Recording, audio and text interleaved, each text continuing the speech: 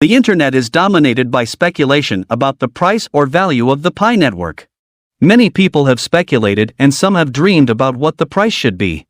I produced a video in which I discussed the price of Pi being either $3.14 or $314 for a single coin of Pi. In that video, I explained why I picked $314 for one Pi rather than speculating. Nevertheless, in this video, I will examine how cryptocurrencies build value and compare it to the Pi network. This will give a better idea of what the Pi network pricing might be.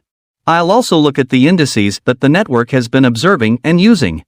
I recommend that you avoid wasting time thinking about and searching for the price of Pi if you don't understand how cryptocurrency prices are calculated. If you believe you already know this and that watching the video would be a waste of time, you can stop it or skip it. Hi there, if you are new to my channel, I invite you to subscribe and watch the previous videos I have done regarding this topic without further hesitation. Sit back and let's get started. Given that cryptocurrency is often unpredictable, you may be wondering what makes it value.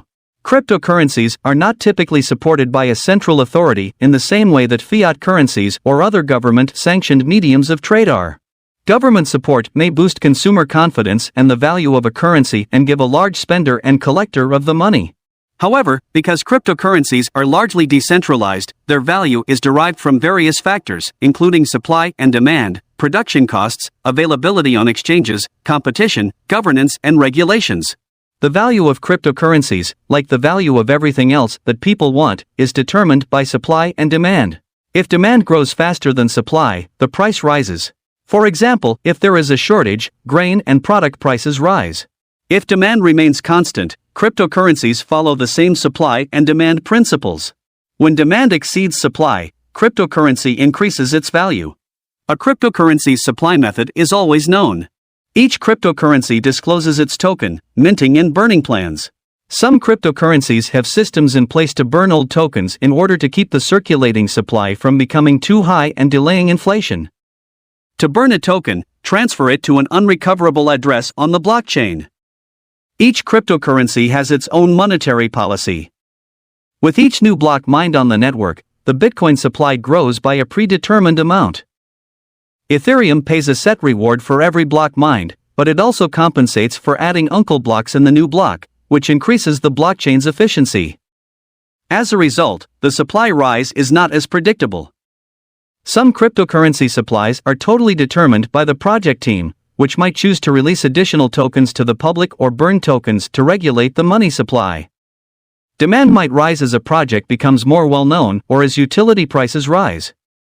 Increased acceptance of cryptocurrencies as investments raises demand while effectively restricting circulation supply. Going by what I just explained, you will agree with me that the Pi network is already following these trends, despite the fact that the Pi network is yet to be in the open market.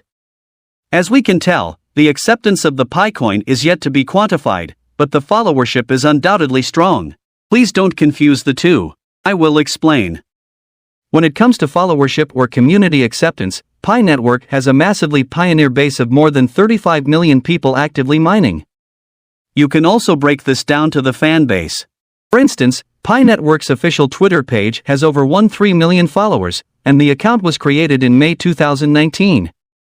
Now that's impressive for any cryptocurrency.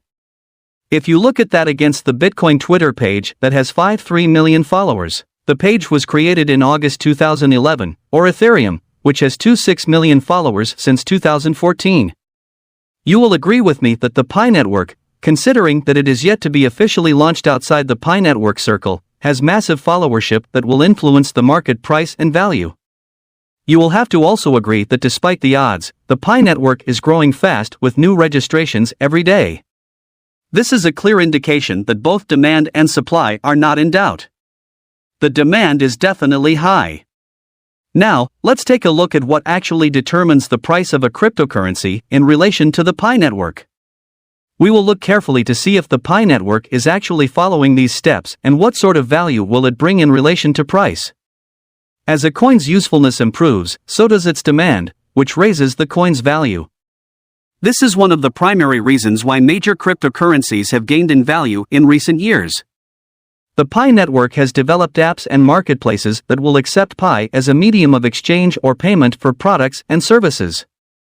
As soon as marketplaces begin accepting Pi as a payment medium, demand for the Pi currency will rise, putting a value on the token and commanding a favorable price. I believe that launching the Pi hackathon, which resulted in the development of several dApps and marketplaces, was a smart move. Another important factor to consider is the amount of active wallets for a cryptocurrency that can be located on the internet or on the currency's webpage. This is also a consideration in determining if a coin can withstand market downturns. We are all aware that one of the primary requirements for migrating to the Pi network mainnet is the creation of the Pi wallet. Creating a Pi wallet is also a requirement for applying and submitting KYC. At the time of recording, the Pi network had recorded over 1.5 million Pi wallets that had been moved to the mainnet. The Pi network has made yet another great step. Following on from what I said regarding a cryptocurrency's followership using the Pi network as an example, the bigger the number of takers, the greater the value of a crypto coin. This is because, unlike fiat currency, which is produced in large quantities by national mints, cryptocurrencies are minted in extremely small quantities. This is a crucial component in determining the value of a cryptocurrency. I hope you can now appreciate the number of active pioneers and community members that the Pi network has, which is continually growing. Despite knowing all the factors that determine the price of a cryptocurrency, the question remains in the mind of many: what will be the price of Pi when it eventually opened to be used by pioneers and non-pioneers? Well, this is my take. I have said it before and I will repeat it again. Following the number of pioneers the Pi network has gained over the period of time and also the number of community followership and acceptance. Then to top it all, it has a ready to start marketplaces that will start accepting Pi as mode of payment for goods and services and also as exchange between pioneers. Permit me to add the icing on the cake. Pi network also follows the mathematical Pi equation, which is 3.14. So, considering all these, I would say that the Pi coin might likely conform with the trend of the mathematical equation of which the name was coined from. That means that the price of Pi would either be $3.14, $31.40, or $314. Personally, I would clamor for $314 as the starting price for Pi. What do you think? Leave your comment in the comment section if you have any. If you are new, subscribe to my channel and hit the notification bell for alerts. Until my next video, keep mining.